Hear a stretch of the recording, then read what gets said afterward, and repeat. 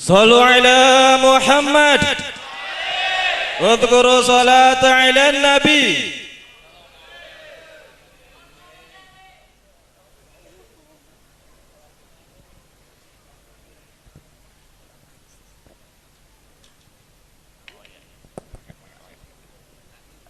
Assalamualaikum warahmatullahi wabarakatuh.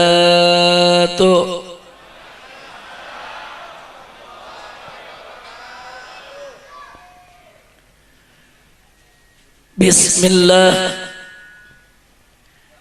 walhamdulillah wala hawla wala quwwata illa billah. Asyhadu an la ilaha illallah wahdahu la syarika lah wa asyhadu anna sayyidana Muhammadan abduhu wa rasuluh la nabiyya ba'dah. Allahumma salli wa sallim wa barik ala sayyidina wa habibina wa syafi'ina wa maulana nabiyyina Muhammadin wa ala alihi at-tahirin at-tayyibin wa ashabihi al-ghurril mayamin wa man tabi'ahum bi ihsanin ila yaumiddin.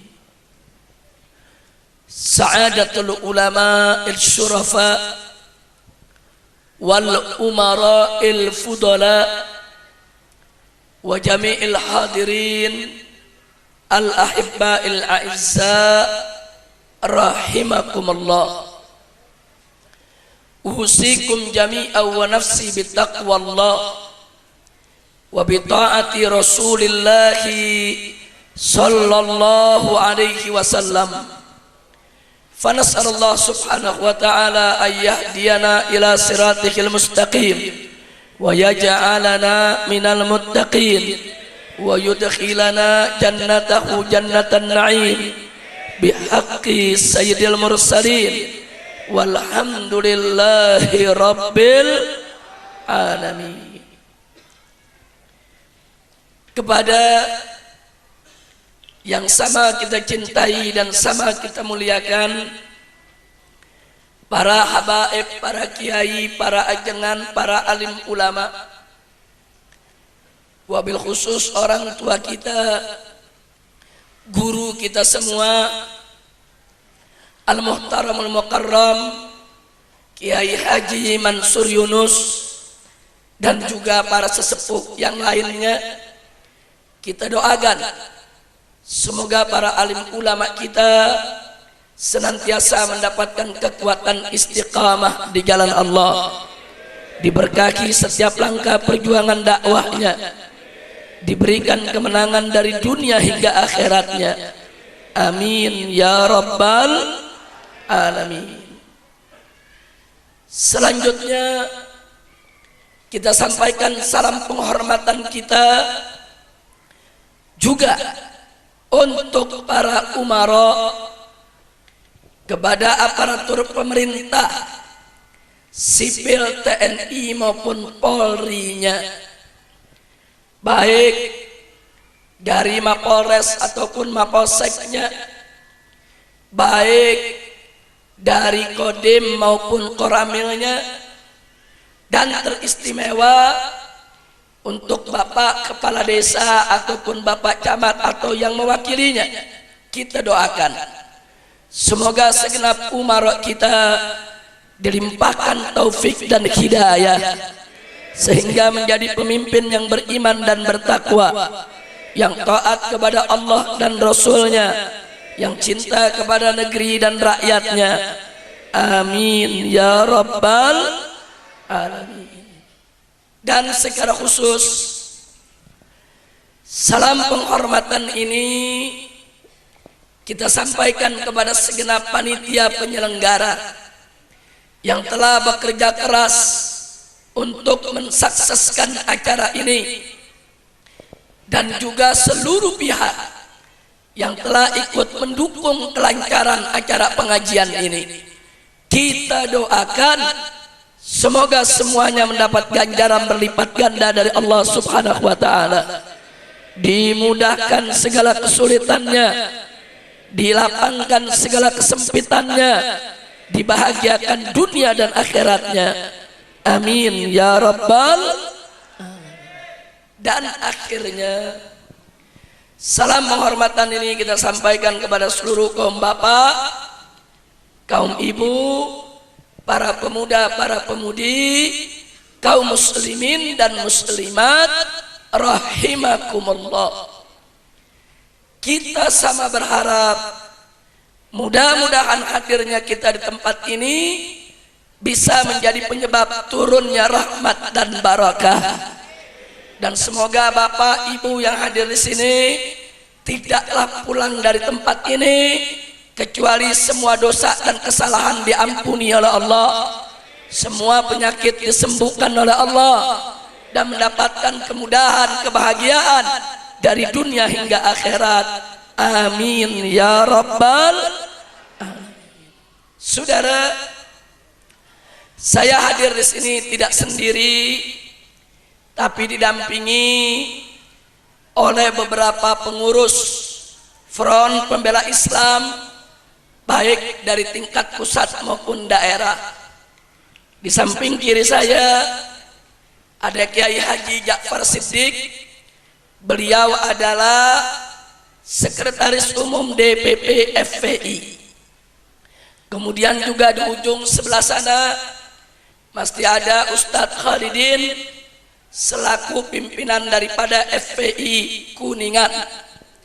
Dan juga hadir bersama kita Kiai Haji Oyok Yahya, begitu juga Habib Hamid dan beberapa tokoh yang lainnya. Mudah-mudahan kehadiran beliau-beliau bersama kita akan makin menjadi penyebab lebih banyak turunnya rahmat dan barakah untuk kita. Amin ya rabbal alamin. Saudara, sejak hari Jumat yang lalu saya dan kawan-kawan sedang melakukan safari dakwah keliling Jawa Barat. Kami mulai dari Bogor ke Kerawang, Subang, Bandung, Garut, Tasik, Majalengka, dan alhamdulillah hari ini sampai di Kuningan.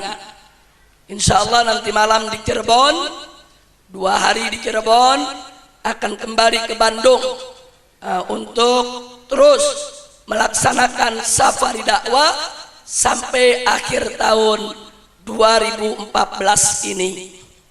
Nah saudara, di berbagai daerah yang kita kunjungi di Jawa Barat, sebagaimana kita ketahui bahwa aparat kepolisian dibantu oleh TNI dan masyarakat sedang getol-getolnya melakukan pembersihan dan pemberantasan terhadap miras oplosan.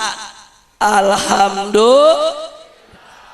Walaupun kita akan dorong pemerintah jangan cuma miras oplosan yang dimusuhin.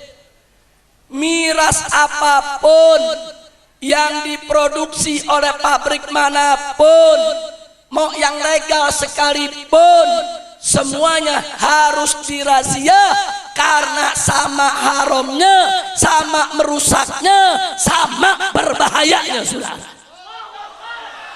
Betul? Ya kan lucu, miras oplosan dirazia, tapi miras pabrik enggak. Itu sama juga pemerintah ngelindungin yang punya pabrik. Betul? Miras oplosan dirazia, mentang-mentang enggak punya izin. Miras pabrik enggak dirazia, mentang-mentang punya izin. Ini dirazia gara-gara bahayanya, apa gara-gara nggak punya izinnya, saudara? Kira-kira jelas gak? Saya mau tanya, miras yang dari pabrik haram tidak? Bahaya tidak? Racun bukan? Lah kok nggak dirazia? Lucu gak? Miras oplosan bahaya gak? Haram gak? Racun bukan? Miras pabrik bahaya gak? Haram gak? Racun bukan? Sama gak? Kok yang satu dirazia, yang satu enggak? Unyil. Masya Allah, kira-kira jelas gak? Nah karena itu saudara, hari ini, saat ini, yuk sama-sama kita kaji lebih dalam tentang minuman keras, supaya umaro dan masyarakat lebih paham, lebih mengerti sampai sejauh mana haram dan bahayanya minuman keras. Setuju tidak? Saya mau tanya, siap ngaji gak? Siap ngaji? Bu, siap ngaji? Semua siap ngaji? Betul? Panjang gak apa-apa? Hujan gede sampai malam, sampai pagi. Ente sampai pagi, ane pulang. Masya Allah. Baik, kita bahas saudara, pelan-pelan, step by step, khutwah khutwah, insya Allah. Pertama, kita mesti tahu dulu saudara, apa yang disebut khamr. Apa yang disebut khamr, saudara. Nabi bersabda dalam satu hadis, kata beliau, kullu muskirin khamrun wa kullu khamrin haramun. Setiap yang memabukkan itu adalah khamr, kata Nabi, dan setiap khamr itu adalah haram. Tolong perhatikan, kalau kita ditanya apa sih itu khamr, Nabi udah kasih tahu saudara, khamr itu kullu muskir, setiap yang memabukkan, setiap yang menghilangkan akal, setiap yang melenyapkan kesadaran saudara. Apa saja yang menghilangkan akal, yang melenyapkan kesadaran, yang memabukkan, disebut khamr, dan hukumnya adalah haram. Apa saja, baik yang dibuat dari tumbuhan nabati atau yang dibuat dari hewan haiwani atau yang dibuat dari bahan kimiawi, tidak peduli dibuat dari bahan apapun, kalau dia memabukkan, dia khamr, saudara. Dan tidak peduli saudara, tidak peduli bentuknya bagaimanapun juga, apakah bentuknya gas, cair, bubuk, tablet, jelly, enggak peduli saudara, bagaimanapun bentuknya, selama dia memabukkan, dia adalah khamr. Dan tidak peduli juga bagaimanapun cara penggunaannya, apakah dihisap, apakah disedot lewat hidung saudara, apakah disuntik, apakah dioleskan, apakah dikunyah, apakah ditelan saudara, tidak peduli dari bahan apapun dibuat saudara, bagaimanapun bentuknya dan bagaimanapun cara penggunaannya, selama dia itu memabukkan, disebut khamr, hukumnya. Dan gak peduli juga apapun namanya saudara, apakah namanya tuak, apakah namanya arak, apakah namanya bir, whisky, vodka, rum, Carlsberg, saja dia punya nama, mau namanya Udin kek, Udang kek, kita nggak peduli nama. Kalau dia memabukkan, menghilangkan akal, melenyapkan kesadaran, maka disebut hukumnya. Kira-kira jelas tidak? Jadi kalau begitu narkoba, khamar bukan? Ganja, sabu-sabu, magadon, khamar bukan? Miras, bir, vodka, whisky, pel anjing, khamar semua. Kira-kira jelas gak bu? Bu, jelas bu? Dan anak muda paham gak? Yang udah paham boleh pulang. Anak pinter udah paham belum? Belum, goblok. Duduk paling depan gak paham-paham. Saya mau tanya yang paling belakang, paham gak? Tuh, yang belakang paham, lu gak paham. Lu jangan bikin malu lu. Ini jangan-jangan gara-gara duduknya jongkok kali ini, jadi nggak paham-paham saudara. Lanjut.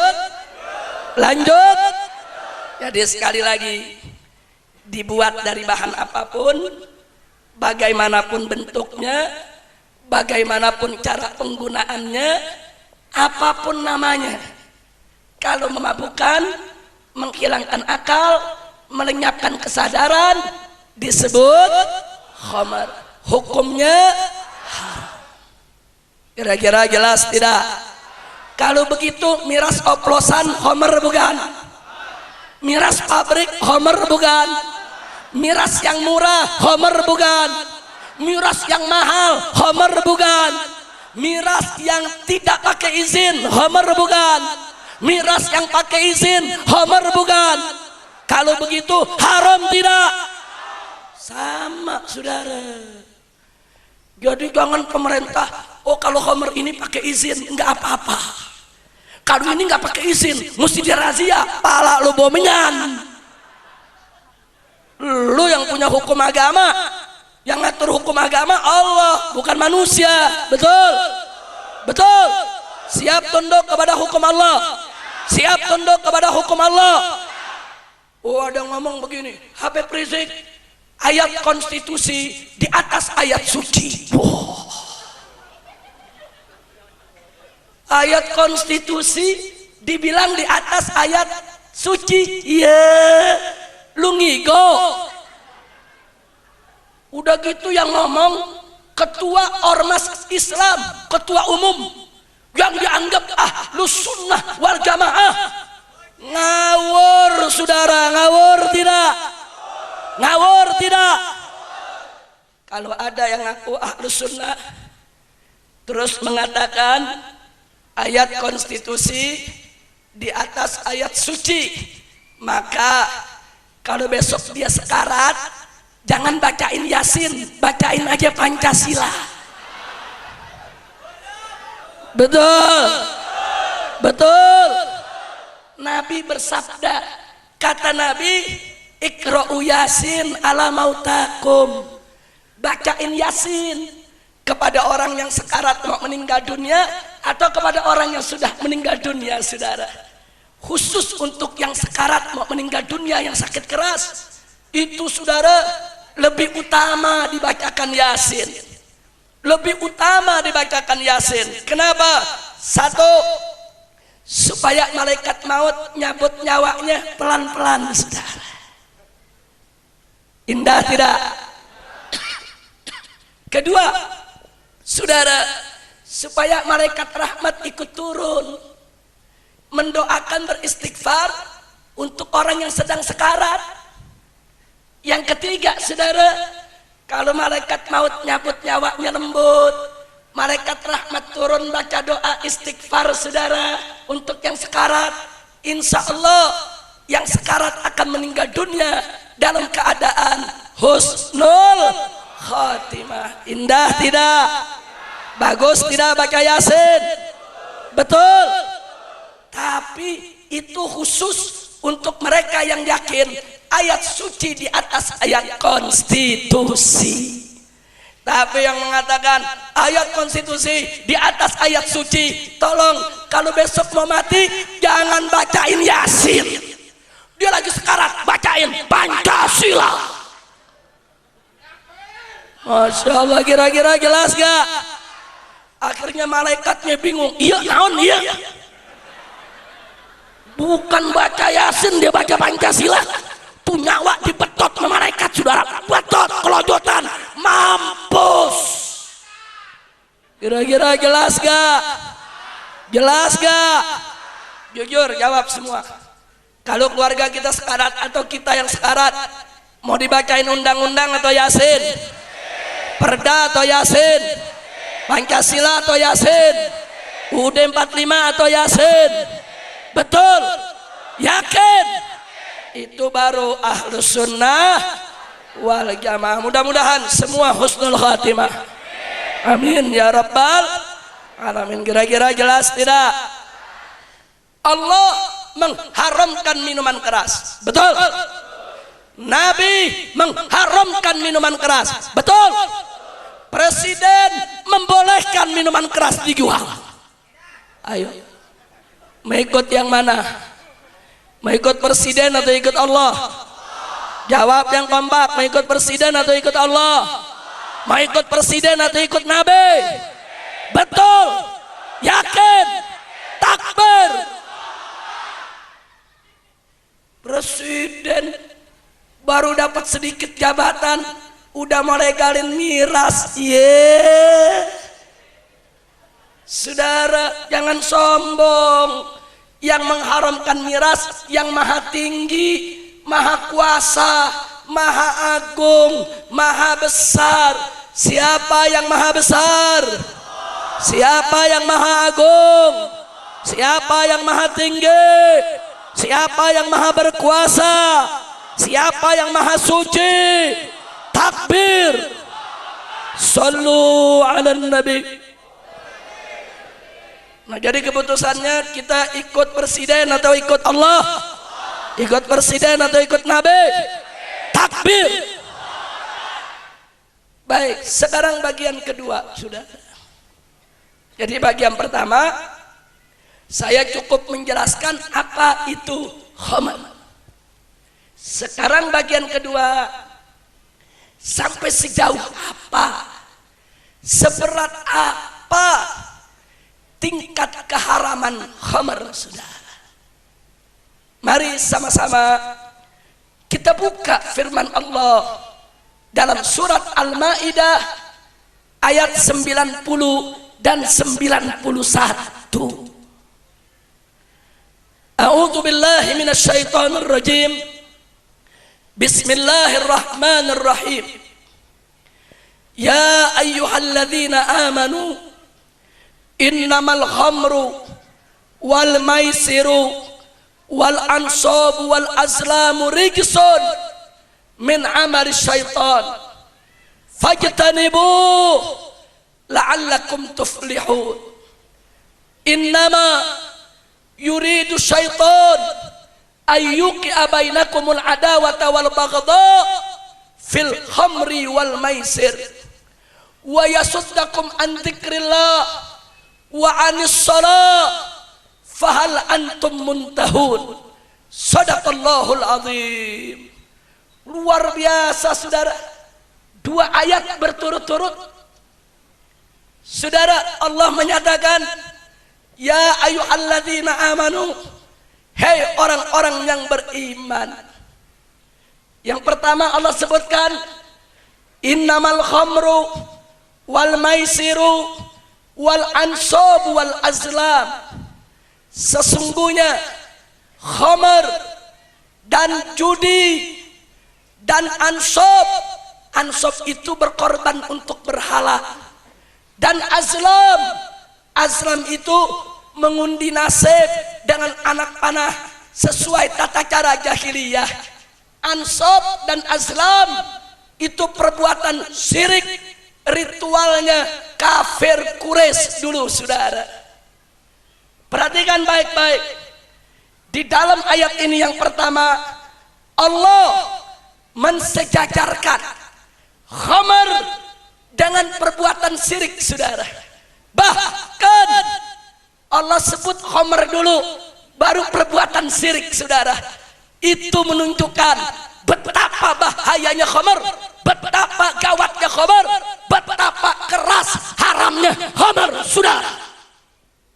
Saya mau tanya semua di sini, kita ngaji, saudara. Jawab yang keempat. Kalau ada perbuatan Allah sejajarkan dengan syirik, berarti perbuatan itu baik atau buruk? Baik atau jelek? Halal atau haram? Itulah khamar, saudara. Khamar disejajarkan oleh Allah dengan ansab dan azlam. Bahkan disebut lebih dulu.